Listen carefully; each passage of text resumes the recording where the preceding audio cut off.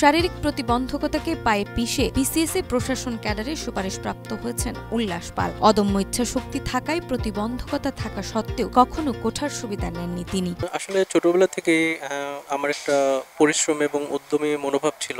পরিবার আমাকে অনেক সাপোর্ট করেছে এবং সমাজের কটু কথা বা এগুলা খুব এক কান দিয়ে ঢোকানো আরেক কান দিয়ে বের করে ফেলা, এটা আমার ছোটবেলা থেকে ছিল এবং এজন্য আমি আজকে এ পর্যন্ত আমার অভিষ্ট লক্ষ্যে আমি পৌঁছাতে পেরেছি। উল্লাস পাল শরীয়তপুরের ভেদরগঞ্জ উপজেলার কার্তিকপুর ইউনিয়নের পালপাড়া গ্রামের বাসিন্দা। বাবা উত্তম কুমার পাল এবং মা আন্না রানীর ঘর আলো করে জন্ম নেন তিনি। জন্ম থেকেই তার দুই পা ছিল বাঁকা, কিন্তু সেসবের তোয়াক্কা না করে তাকে এগিয়ে নিয়ে গেছেন তার পরিবার। ও যে প্রতিবন্ধী এটা ওকে আমরা কখনো বুঝতে দিই না।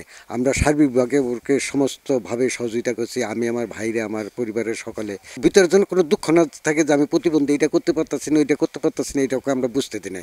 তো আস্তে আস্তে লেখাপড়ার আগ্রহ বাড়তে থাকে, আমরা ওকে সেইভাবে সাপোর্ট দিতে থাকি, সহযোগিতা করতে থাকি। কলেজে তখন আস্তে আস্তে ও একটা সিদ্ধান্ত নিল যে আমি চেষ্টা করি যদি আমি কোনো অ্যাডমিনে বা প্রশাসনে যাইতে পারি। তো ওর অনেক পরিশ্রম করছে লেখাপড়া নিয়ে।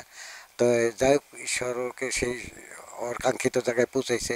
1999 সালে প্রাথমিক বিদ্যালয়ে ভর্তি হন উল্লাস। তার অসুস্থতা দেখে প্রতিদিন বাবা কোলে করে স্কুলে নিয়ে যেতেন। বাঁকা হাত পা নিয়ে বাঁ হাতেই লিখে পরীক্ষায় মেধার স্বাক্ষর রাখেন তিনি। সেই থেকেই তার পথ চলা। আর আজ সে একজন বিসিএস ক্যাডার। তার এই কৃতিত্বে খুশি পরিবার সহ এলাকাবাসী। ও যে এত দূর অগ্রসর হয়েছে, এটা আসলে উপর আল্লাহর কৃপা ছাড়া এগুলা হয় না। লেখাপড়ার দিকে খুবই মনোযোগ ছিল ওর। আমরা ওর অনেক প্রত্যাশা করি, হয়তো সামনে আরো বড় কিছু করতে পারবে। প্রতিবন্ধী এই সত্ত্বেও এতটা আগাইছে, এটা আসলে আমাদের জন্য অনেক গর্ব এবং আমাদের কার্তিকপুরের, আমাদের বাড়ির, আমাদের শরীয়তপুর জেলা, টোটাল বাংলাদেশে একটা অনুকরণীয় হয়ে থাকবে।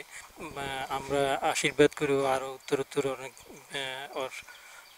ওর লক্ষ্যে পৌঁছে যাবে এবং এই নাজনাজমা, মাই টিভি।